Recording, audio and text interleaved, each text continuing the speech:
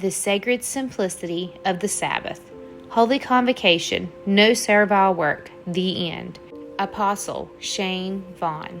Chapter 4. The simplicity that offends, while legalists add to what Yahweh made whole.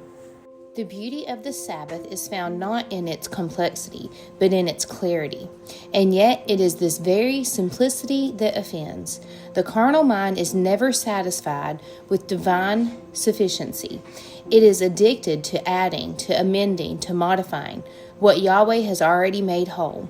It cannot rest in rest. It cannot trust in trust. It must do, even when Yahweh has said, "Be still." This is the great scandal of the seventh day. Yahweh has made it simple, and man cannot bear that simplicity. Ye shall not add unto the word which I command you, neither shall ye diminish aught from it. Deuteronomy 4:2. This inherent human relentlessness clashes directly with God's intended peace, a stark contrast highlighted by the Sabbath's design.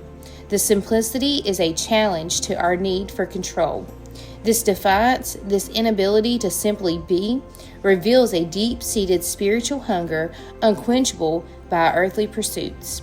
It's a rebellion against divine sufficiency.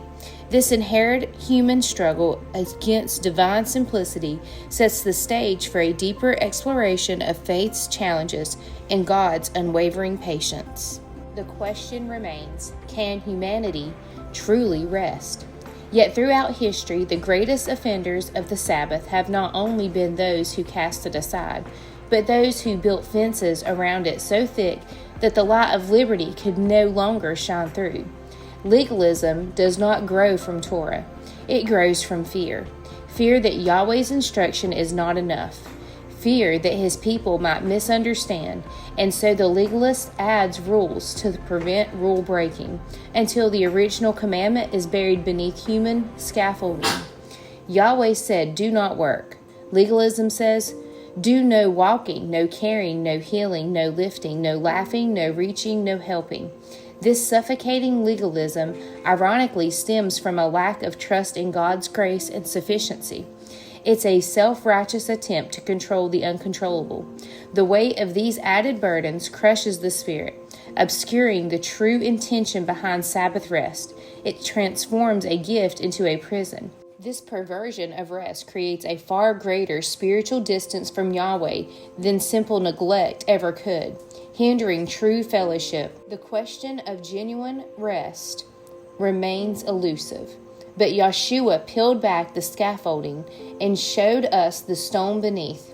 "It is lawful," he asked, "to do good on the Sabbath?" Mark 3:4. And in that question, the Son exposed the system. The Sabbath was made for man, not man for the Sabbath. Mark 2:27. At FHMI, we do not miss convictions. We honor those who live deeply. We do not confuse discipline with doctrine. We draw a line where Yahweh draws a line, and we rest where he tells us to rest. FHMI respects deeply held beliefs, recognizing the value of a life lived with conviction, yet distinguishes between personal conviction and overarching theological doctrine. We strive to discern Yah's will. This discernment guides our understanding of rest. True Sabbath rest comes from Yah's leading, not rigid adherence to human rules. It's a divine intention.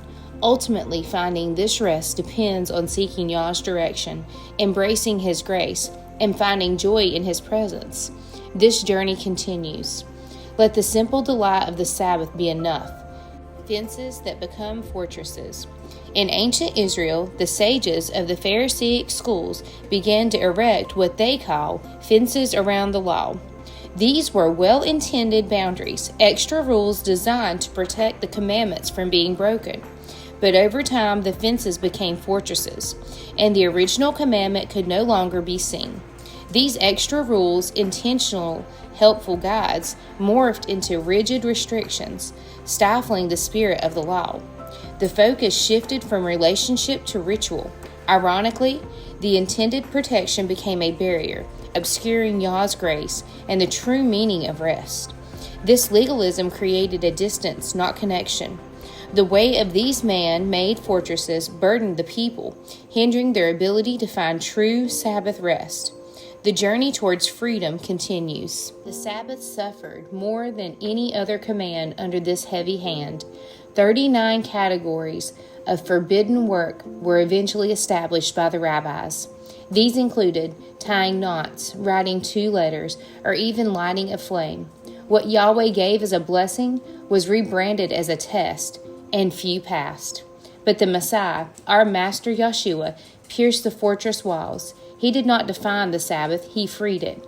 He reminded Israel not only of what the law said, but of why Yahweh gave it.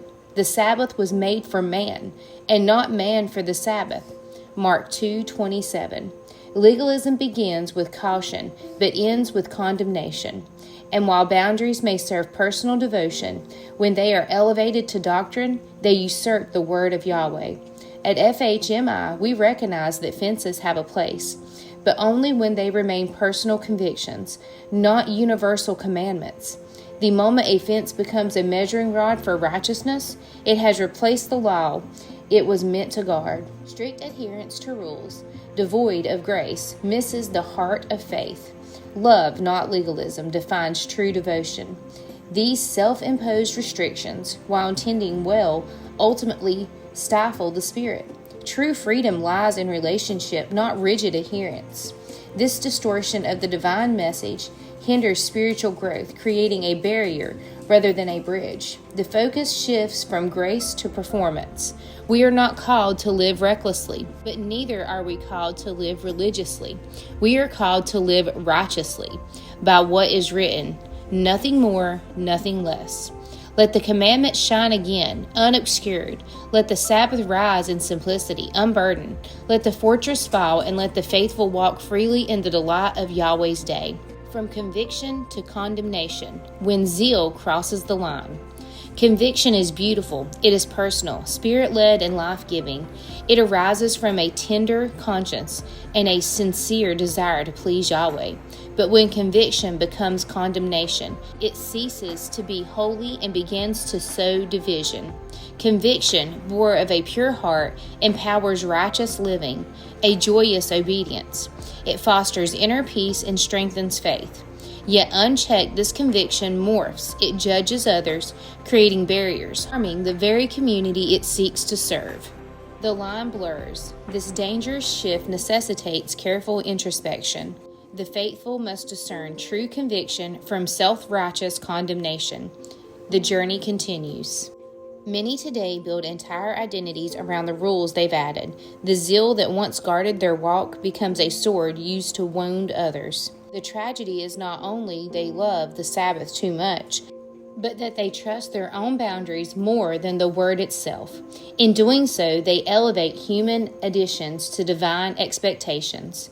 For laying aside the commandment of God, yea, hold the tradition of man. Mark 7:8.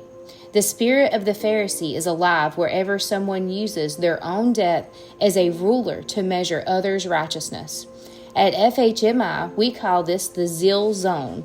It's the space where you began with desire to be holy, but somewhere along the way began expecting others to be just like you. It's not long before the Sabbath is no longer a delight, but a test of orthodoxy, your orthodoxy. You must remember, Yahweh honors the broken and contrite heart, not the loudest rule keeper. Let your convictions glorify Him, not elevate yourself. Let them be a light, not a leash. For there is a vast difference between the protective walls of wisdom and the prison bars of pride. The Zeal Zone breeds judgment, hindering genuine fellowship and love. The focus shifts from God's grace to self-righteous performance. This legalistic spirit stifles the joy of faith, replacing it with fear and condemnation. It obscures God's mercy with human rules. True holiness radiates compassion, not condemnation. It's a beacon, not a burden. The journey toward authentic faith continues. Reflection questions for Chapter 4. Why is the simplicity of the Sabbath offensive to the carnal mind? What is the difference between personal boundaries and adding to the commandments of Yahweh? How did Joshua confront the legalism surrounding the Sabbath in his time? What is the Zeal Zone, and how can sincere devotion cross into spiritual pride? Why is it important to distinguish between conviction and condemnation in Sabbath keeping to the adversary according to the pattern laid out in Scripture? How did Babylon seek to replace Yahweh's calendar, and what does Daniel 7:25 reveal about this strategy? In what way does the Sabbath serve as a divine sign of ownership and identity? Contrast Yahweh's model of rested authority with Satan's system of religious performance. How do these two kingdoms differ? How can embracing Sabbath rest become an act of resistance in a world driven by production and performance?